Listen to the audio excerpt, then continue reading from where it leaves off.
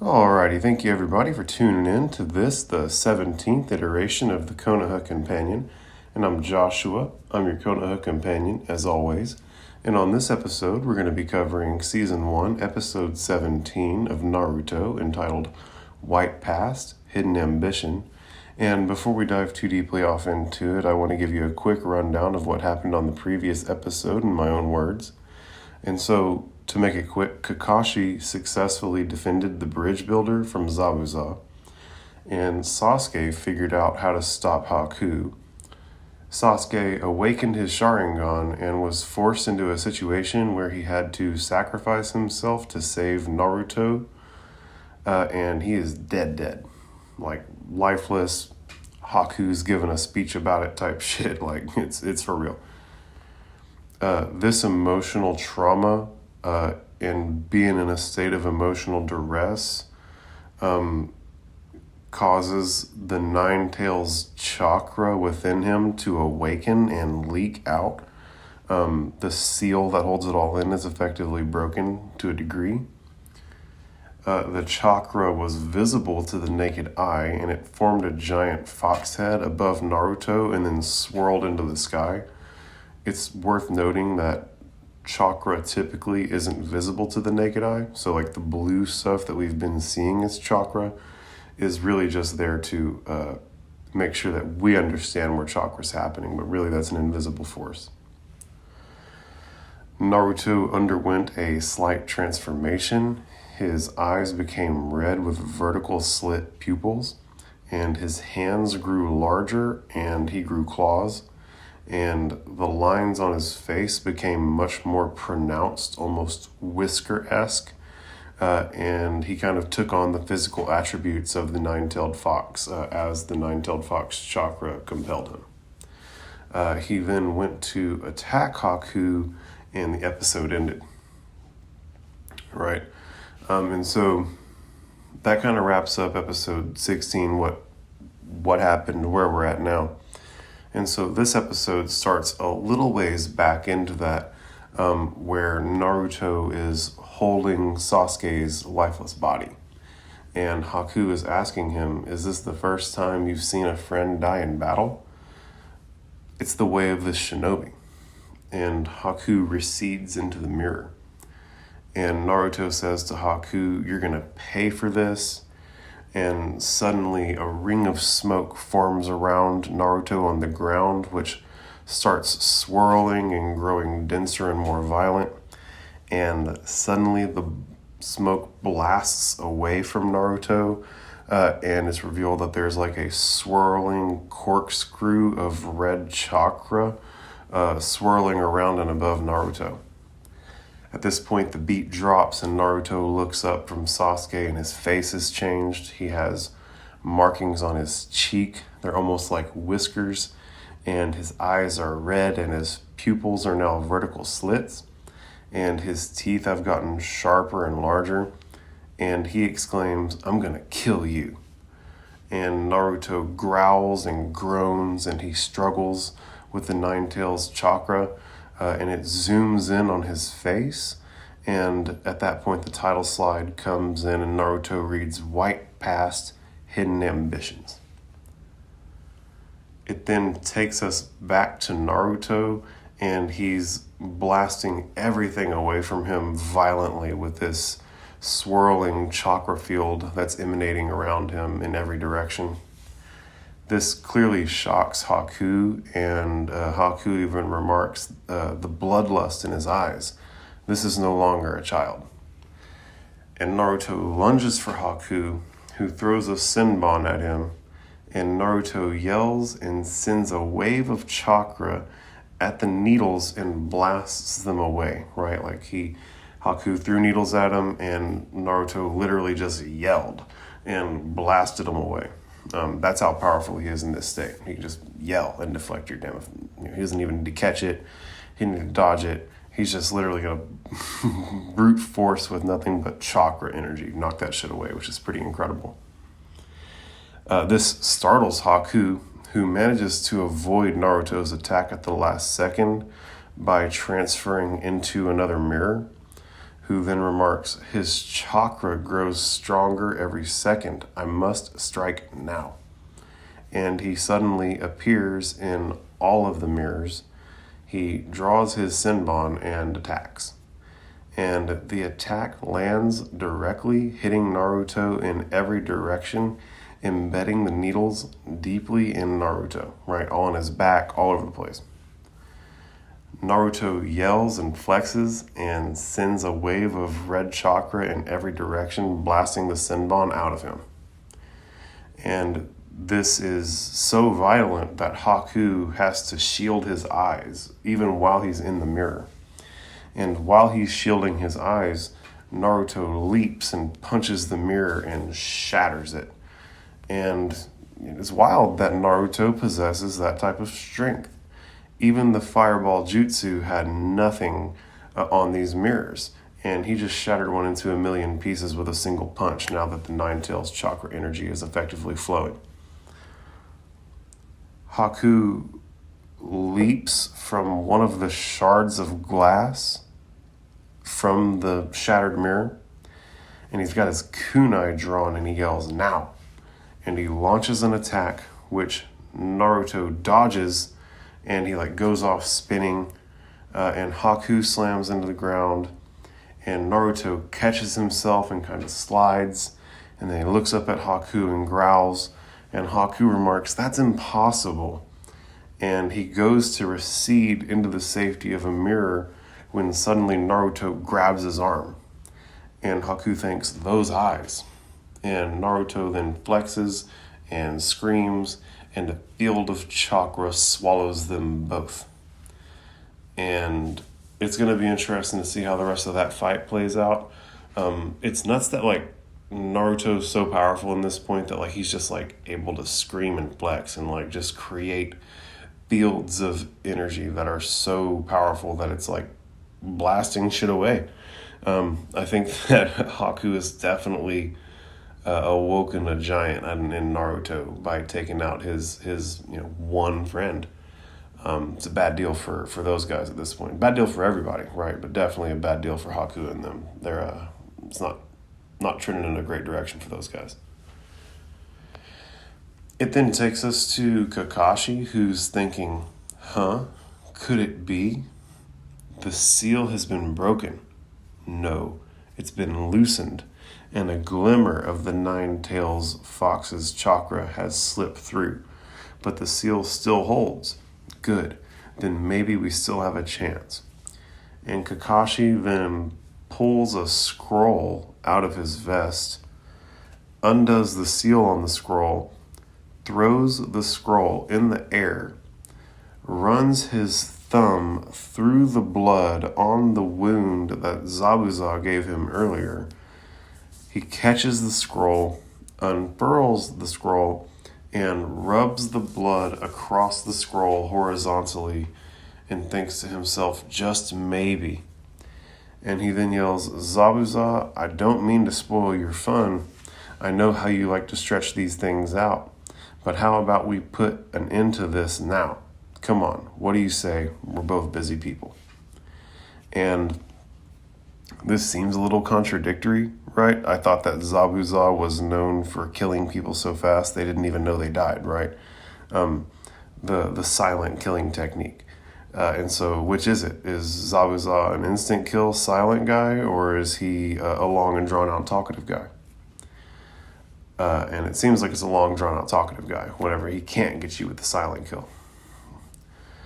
Zabuza responds to this, tempting. I'm curious to see how you intend to back up such brave words. Show me, Kakashi. And it takes us back to Naruto and Haku in the Crystal Ice Mirror Dome. And Naruto still has Haku by the wrist. And he is emanating a field of energy that's so violent that it destroys the ice mirrors, right? Literally just the emanating, swirling field of violent chakra that's coming out of Naruto is so powerful that it's destroying the mirrors, right? And for scale, Sasuke hit the mirrors with his sharpest jutsu that he had, the fireball jutsu, and it didn't even do anything. I mean, Haku kind of like laughed at the whole deal. And Naruto isn't even channeling this, right? He isn't even doing like hand signs or like focusing all of this chakra into something that's direct, right? This is just in every direction so violent that it's destroying everything. So there's clearly levels to the capacity that these ninja have, and we just discovered that Naruto is like breaking the scales, which is wild. I mean, just again, for a quick comparison, the uncontrolled emanating field of chakra that Naruto is creating is strong enough to destroy the entire Ice Mirror Dome, when Sasuke's best jutsu, the fireball jutsu, wasn't enough to even melt one. So, holy cow, right? Now, while Naruto has Haku by the wrist, Haku with his other hand is casting a hand sign and thinks, I can't, his energy is too strong. And Naruto then loads up the right hand to end all right hands and punches Haku so hard that it sends him flying, and he bursts through a mirror and out of the dome and goes hurling through the air and lands on the ground and goes rolling, and his mask cracks all over. And it then shows all of the mirrors cracking, lighting up white and shattering, right? The dome has effectively been destroyed in its entirety at this point. And Haku kind of stands up slowly and shocked, and Naruto is just sprinting at him. And Haku thinks, Zabuza, I'm no match for this boy. And the left side of his mask falls off. And he then thinks, Master, I have failed. And the other half of his mask falls off. And Naruto leaps into the air to land the finishing blow. And just as Naruto goes to land the final punch, we transition to a scene where two birds flutter by and off into the direction of the sun, kind of off in the woods. And then it shows the second half of Haku's mask landing at his feet. And it then reveals that Naruto has stopped at the last minute and didn't land the punch. And it shows that Naruto's face is back to normal. And obviously he took control of the situation again. He wasn't as heavily influenced by the Nine-Tails Fox chakra. And, Naruto doesn't want to punch someone who isn't defending themselves, and he was able to stop the whole thing. He then asks Haku, so that guy in the woods, that was you? And it gives us a quick flashback of Haku in the woods. And Haku asks, why do you not strike? Did you not just vow to avenge your comrade's death by killing me? Or was that vow just empty words? And it then shows Sasuke laying dead on the ground. And Naruto grunts and strains and punches Haku right in the face. And it knocks Haku to the ground and causes him to spit up blood. But Haku stands up and says, no, that won't do. You're still holding back. If that was all the strength you can put into it, you'll never keep your vow. Perhaps he didn't mean as much to you as you pretend. And it then flashes us back to Haku in the woods asking, is there anyone who's important to you? And it flashes back to when Haku was recovering from Naruto's sneak attack whenever they ambushed Team 7. And in that flashback, he's saying, there's only one person who matters to me, and I live to protect and serve him. It then brings us back to Haku on the bridge, who continues, that is my purpose, to show mercy to those who oppose the one you serve, to allow his enemies to live when you could strike them down. This is not compassion. This is a betrayal of your life's very purpose. For what reason do you exist then? You're of no use to no one. Your life has no meaning. It is mere existence, day after day of pain and struggle, signifying nothing. And Naruto responds, yeah, well, speak for yourself. And Haku asks, are you really that blind, little one? I am speaking of myself. This day has shown that I am no longer of any use to Zabuza. And Naruto, clearly off put by this, asks, Zabuza, why that guy anyway? To devote your life to a rotten skunk who doesn't know the meaning of the word honor? If he's really the one person that matters to you, man, that's the sorriest thing I've ever heard. And full stop, Naruto calls Zabuza a rotten skunk. My God. That's great. Like that's some excellent shit talk. But for real, why would you devote your life to Zabuza? I don't know. Maybe because Haku feels like he owes Zabuza his life, because Zabuza saved him from perpetual homelessness in a unforgiving cold environment that would have likely led to his imminent death and suffering, right? So he was saved from suffering and imminent death by Zabuza. So it's not really rocket science here. And Haku responds to this, there were once others who mattered to me long ago. And it flashes back to Haku's past, and he continues, my father and my mother. I was born in the land of water in a small village where the snow lies deep in the winter. My parents were farmers and very poor. Our life was hard, but we were content. My parents were good to each other and kind to me. And at this point, it's showing Haku's parents standing outside of what appears to presumably be their humble home, and they're holding an infant Haku and they're giving him loves, and it's all very sweet, right? Something you'd expect. And Haku continues, yes, we were happy once, but then everything changed. And the memory goes black, and it takes us back to the standoff between Naruto and Haku on the bridge. And at this point, Haku continues, because of something that happened long before I was even born, everything changed. And Naruto asks him, what do you mean? What was it? What happened?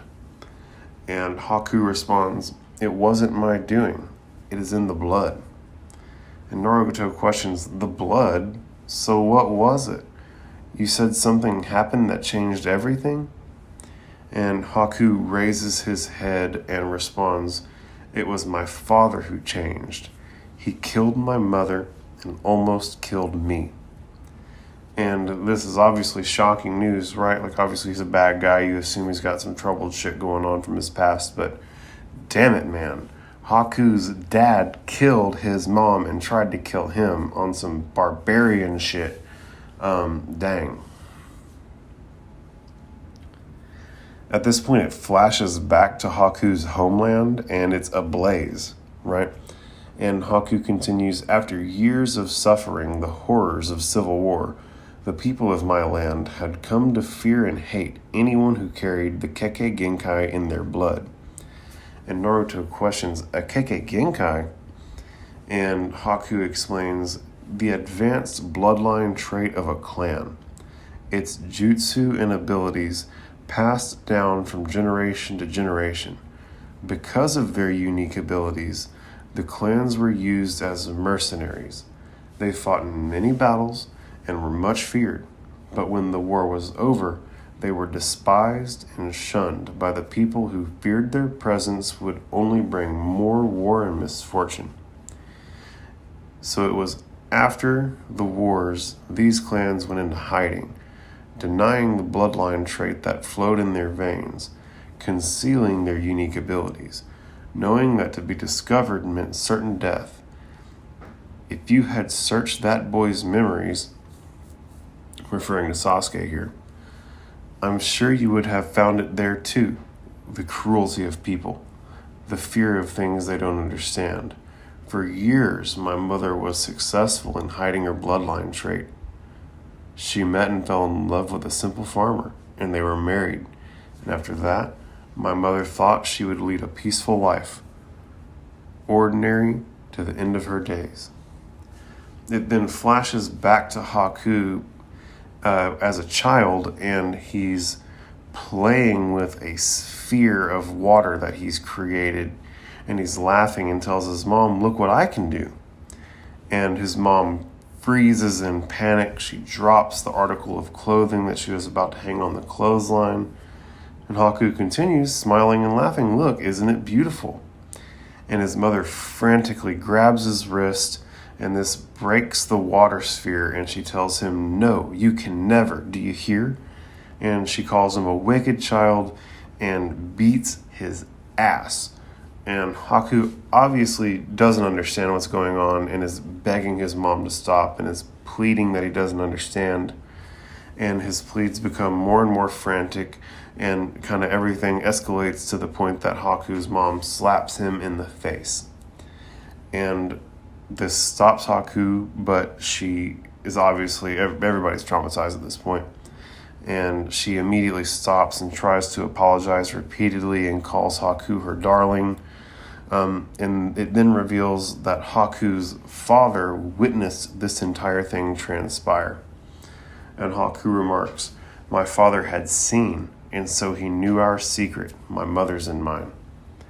And it flashes to a plate crashing in Haku's house, and Haku is cowering away from a group of men in his house, his father chief among them. And Haku's father approaches crying and goes to kill Haku with a club. And it's already dripping blood from his mother, right? Like he just did his mom in, and he's coming to take him out too. And Haku's obviously terrified. Everything goes red and he screams. And it transitions us outside of the house, and there's a snow rabbit hopping along the dense snow. And Haku walks out into the field and collapses face first into the snow. And he lays there crying, devastated in the snow. And in the background, we get a glimpse of the house. And this just basically big, huge ice crystals protruding from the house in every direction. Clearly, nobody in that house made it but Haku. It takes us back to the bridge, and Haku tells Naruto, "When at last I was myself again, I was no longer myself. My father and mother were gone, but I knew that something else had been taken from me, something even more important, and that is what I truly desired." And Naruto questions what could be more important than his parents, and Haku responds, "My purpose. In all the world, there was no one who needed me. I was unnecessary." And this hits home for Naruto really strongly, and he even thinks, "Just like me." And Haku then questions, "Why is it you're so determined to be Hokage? Because you want all the eyes in your village to look on you and recognize you as a great ninja. You see, it is only through the eyes of others that our little lives have any significance. When there is no one who sees you or will even look at you, it's as if you don't exist. Then Zabuza came along and looked at me, and his eyes were not full of hate or fear. He did not shun me for my strangeness. Indeed, my special powers were just what he wanted. He made me necessary again." And it then flashes us back to when Zabuza happened across a homeless Haku on the bridge in the snow. And Zabuza says, "Little kid like you with no one to look after you, you'll die a beggar's death." And Haku looks up at him and smiles and says, "Hey, you know what? Your eyes remind me of mine." And Zabuza asks, "Well, little one, will you stay here and die, or come with me and be of some use? Will you serve me and submit to my will in all things?" And Haku hesitates for a while, but eventually nods affirmatively. And Zabuza's gaze narrows, and he says, "Then your special abilities belong to me from this day forward." And Haku silently stands up and walks over to Zabuza, and Zabuza puts his hand on his head and then pulls Haku in for a hug and says, "Let us go then." It takes us back to the bridge, and Haku lowers his head and says, "I was happy." And it takes us back to Zabuza and Haku, and they're now standing in like an elevated spot overlooking the city, like make-out point type shit. And Zabuza says, "I'm done here. Tonight I cast aside the land of water. One day I will return and seize this land and hold it in my hands. Many things must be done before that day comes, and you will help me do them. But I warn you, friendship, comfort, encouragement, I do not need these things, nor should you expect them from me." And Haku tells him, "I understand. I am yours, Zabuza. I am only an instrument of your will. Think of me as a weapon to be kept at your side and used as you see fit." Zabuza cracks a smile and says, "Well said, child." It then at that point takes us back to the standoff on the bridge, and Haku says, "I failed you, Zabuza. I'm like a weapon that has been broken and is of no further use." He then starts slowly walking towards Naruto and says, "Naruto, kill me." And holy cow, they gave us a lot of backstory there going over Haku's come up. Zabuza is clearly a lunatic with this whole indentured servitude slavery play that he's got this kid in. Like, this dude's obviously a real life predator, right? Wild shit that they have going on in here. Haku basically came up in a place that had just endured a civil war, and the people there feared people who possessed a Kekkei Genkai. The people who possessed a Kekkei Genkai in the Land of Water were effectively instruments of war during the civil wars, and so the people around now hate people who possess the Kekkei Genkai. Haku's mom hid her abilities and lived a normal life until Haku discovered his Kekkei Genkai in front of his dad, which prompted his dad to gather a mob, killing his mom and attempting to kill Haku, which led to Haku defending himself and killing everyone. This led to Haku leading a homeless, lost life where Zabuza happened to cross him and saves the day in exchange basically for indentured servitude or slavery. So that's Haku's backstory at this point from what we know. And at this point it takes us back to Kakashi, who's standing alone in the mist, and he casts several hand signs and yells ninja art summoning, earth style, fang pursuit jutsu, and he slams the scroll down on the ground, and text comes pouring out of the scroll in streams in multiple directions. And when the text stops, Zabuza remarks, "I don't know why you bother. Of what use is your jutsu if you can't even find me? But I can find you, blindly falling into my trap. You disappoint me, Kakashi. I think you're right. It is time to put an end to this." And suddenly the ground beneath Zabuza starts to tremble, and Zabuza gasps, and a bunch of dogs with ninja headbands come bursting out of the ground and bite Zabuza's legs, and several more dogs come leaping in from the side, and it takes us to Tazuna and Sakura. And this is wild. I wonder how this is going to pan out with like Kakashi having these dogs grabbing Zabuza. That's a real clever little play. You would never expect it, right? It's just I didn't know what to think whenever I saw it the first time. I think it's the first time I've actually seen any dog summonings and seeing them doing anything like this. So it's a neat moment. And so, as I was saying, we're effectively being confronted with Tazuna and Sakura on the screen at this point. And Tazuna asks, "That terrible noise, what could it be?" And Sakura responds, "I don't know, and I'm not sure that I want to find out." And they're referring to the dogs mauling Zabuza off in the fog, right? You can imagine what it sounds to have a Jonin getting mauled by dogs off in the distance in the fog. It's probably terrifying sounding. Kakashi then stands up and announces, "I realized if I couldn't see you, I'd have to smell you out. That was a summoning jutsu. I was calling forth my ninja hounds.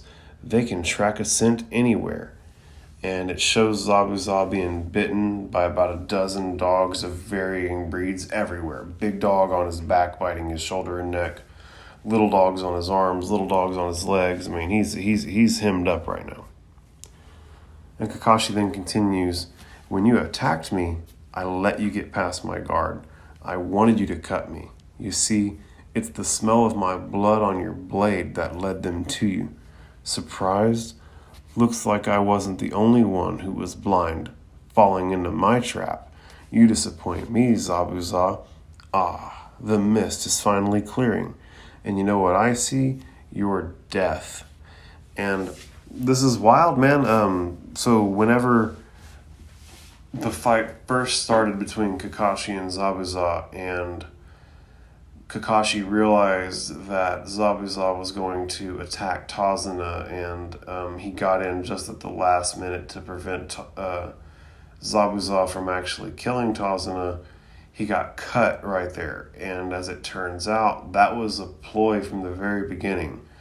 From the moment that these fools started fighting the second time, Kakashi knew that he was going to have to get his blood on Zabuza's blade so that he could have these hounds track him in an environment where he was unable to track Zabuza. So this fool Kakashi has yet again had Zabuza set up like jigsaw since step one. And Zabuza remarks sharply at this point, talk, do you mean to talk me to death? And Kakashi responds, in a way, yes. Right now, my hounds are just playing with you. But one word from me and they'll tear you apart. Poor Zabuza. See where your ambitions got you? You were always pushing things too far. It was the failed Mizukage assassination and your attempted coup d'etat where you were forced to flee with your few followers you had, with your country's tracker ninja hot on your heels, and you became a rogue ninja whose name was quickly known even in the village hidden in the leaves. Now, you're crazy enough to want to go back and try again, but for that, you need money. And to get it, you stooped so low as to be the hired thug of a swine like Gato. All right, Zabuza, enough talk. Time to finish this. But it won't be with Sharingan imitations of some other ninja's tricks. No, it's time I introduce you to my own jutsu. And Kakashi casts several hand signs, and a circle of chakra begins to swirl violently around him on the ground. It then reveals he's holding a ball of lightning that's arcing all over the place. It's making a wild noise, and it's particularly grounding and like arcing to the ring of chakra that was on the ground surrounding Kakashi. And Kakashi yells, lightning blade. And so this is the first time we've seen Kakashi's lightning blade jutsu, which is dope, right? This is something that he made on his own. It isn't an imitation. This is Kakashi's jutsu, which is dope. The copy jutsu even has his own jutsu. It's really neat. Zabuza is shocked by this and remarks, chakra so strong it's visible, he holds it in his hands. And Kakashi then tells Zabuza, I won't allow you to kill Tazuna. He's a brave man with a noble dream. The bridge he's building is the hope of this land and all its people. You're like a disease. By attacking one, you infect all, and you don't care. That's not the way of the shinobi. And Zabuza exclaims, you're right, I don't care. These useless little people and their petty little dreams, why should they matter to me? I have a dream of my own. And Kakashi interrupts him, but to have a dream, you need to have a future, and you don't. Your future's all used up, Zabuza. And it then takes us over to Naruto and Haku, who are having their little standoff. And Haku is telling Naruto, go on, strike, kill me. Why do you hesitate? And Naruto clenches his fists in frustration and steps back and exclaims, that's the most ridiculous story I've ever heard. I mean, he treats you like a slave. You're a human being, not a weapon or a tool. How can you care about someone like that? And Haku responds, for that very reason. And this confuses Naruto, who remarks, huh? And Haku continues, "Does that seem strange to you?" And Naruto answers, "Well, yeah, a little." And Haku responds, "When he found me, I was without purpose or a reason for living. Zabuza gave me both." And it then flashes back to Haku running along the trail, and a snow bunny is on the trail, and it's starting to melt, and he grabs the snow bunny and has it in his arms, and he's smiling and laughing and is running along with the snow bunny, just like being generally innocent, right? The bunny leaps from his arms and dodges into some bushes, and just as it looks like the bunny is gone, Zabuza steps from around the tree holding the bunny by the ears, and he gives the bunny back to Haku, who smiles and snuggles the bunny, and Zabuza runs ahead. And this is cute, right? The Haku and Naruto both snuggled the white bunny. At this point, it takes us back to the standoff on the bridge, and Haku continues, "But now my usefulness is over. The only thing that gave my life meaning, it's gone. I'm a broken tool, a blunted weapon of no use to anyone. Go on, Naruto, do it. For both of our sakes, do it. Quickly." And the episode ends, right? It left us on a cliffhanger. I think that's a common theme. I think that pretty much every episode we're going to be left needing to know what happens next episode in order to keep us watching. So it seems like that's a pretty consistent thing that they're doing with their recipe. But, final thoughts on the episode. Haku's backstory, just to kind of run through it again. He was born into a place that had been ravaged by civil war, and the Kekkei Genkai possessing clans were instruments of war in all of this. The people of Haku's homeland, the Land of Water, resent the Kekkei Genkai possessing clans after their usefulness had expired after the Age of Civil War. Haku's mother hid her Kekkei Genkai and lived a normal life until Haku awakened his Kekkei Genkai, which his father saw, who then gathered up men, and they came back and killed Haku's mother and attempted to kill Haku, who defended himself and killed all of his attackers. He basically lived an unfulfilled, meaningless life until Zabuza came and found him and gave him a use. I guess when you have nothing at all, being useful in the hands of someone else can be more fulfilling than absolutely nothing, right? So there's that. Zabuza is an absolute fuckboy for roping young homeless Haku into this wild arrangement. Zabuza is also a super gangster, though. The dude damn near assassinated the Mizukage, the leader of the hidden village in the mist, within the Land of Water, and lived to tell the tale. Imagine if someone came into the village hidden in the leaves and damn near took out the Hokage, and they weren't able to stop him, they weren't able to catch him, and he's just like out there in the world, right? Imagine someone tried to kill Hiruzen and they're just out there in the world. That is Zabuza in the Land of Water. So he's a big time bad guy, as it turns out. It's wild that he's out here working for Gato to finance another attempt to take over the village hidden in the mist.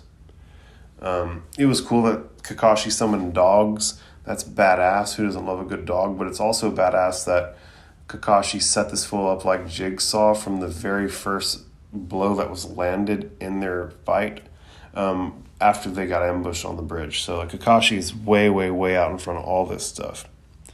Also, the lightning blade is a really cool looking jutsu, cool sounding jutsu. It's got a neat name. It makes neat noises. It looks pretty on the screen. I can't wait to see if it fucks shit up, right? Hopefully it's as cool in its effectiveness as it is in its presentation.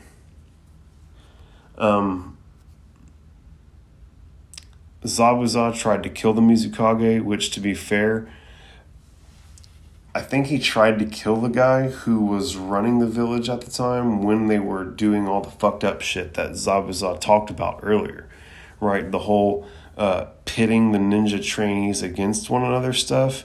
Yeah, if that's what was going on, that needed to be ended, and I'm here for it. But clearly the dude is not on the right side of the fence working with the Gatos of the world. Right, but if Zabuza's intentions were to go out and create reform within the Blood Mist Village, right? Like it's the fucking Blood Mist Village, right? And Zabuza was trying to usurp the people who held power there, and so, maybe he would have been the lesser of two evils, right? And maybe he was purely motivated by getting back at those people who were so evil for so long, but. Again, I don't know. I don't know if they're going to go into explaining any of that, but I know it definitely seems like the Mizukage and the people who are running the village hidden in the mist, the Blood Mist Village, are some bad guys, right? You can't be taking the Narutos, Sasuke's, and Sakura's of the world and then having them all kill one another at the end of their training, right? You're bad guys if you do that. I don't fuck with you. Period. And I mean, to make it real clear, right, like all this gray area bullshit, right, he's fighting against Naruto, right? The show is called Naruto. Naruto's the good guy. Zabuza's the bad guy. Let's not overcomplicate it. Coming up, we're going to see how the Kondo and fight between Naruto and Haku is going to wrap up now that Haku's effectively admitted defeat, right? I don't know if Naruto is going to oblige him and give him a warrior's death now that he has conceded to the better man, right? I don't think that Naruto's got it in him to just like Excalibur this guy now that he's like, I'm not good enough. Hopefully he'll be able to talk to Haku and illustrate to Haku that he has worth outside of his usefulness to Zabuza, right? Haku definitely seems to have some endearing qualities, and there may be some room for reform and bringing him onto the team, right? I don't know about Zabuza. Zabuza seems like a purely bad guy. But with that, we can put a bow on this episode. There was a lot that went down in terms of explaining the backstory of the bad guys that we're dealing with right now. And obviously, Haku, I don't think you can even really call a true bad guy. I think he's more or less like a neutral type of character who's been influenced poorly due to the scarcity of his come up. But either way, I digress again, right? We're going to sit here and talk for an hour, and I'm trying to put a bow on this. So everybody, thank you so much for tuning in yet again. I appreciate all the love and support. I'm really looking forward to going over episode 18 with you guys. Go like and share the memes, participate in the comments, engage on the social medias. Let's create a community, right? The whole point is to be friends here. Let's be friendly. And with that, I'm Joshua. I'm your Konoha companion. And thank you again so much for tuning in. And I'll catch you next time.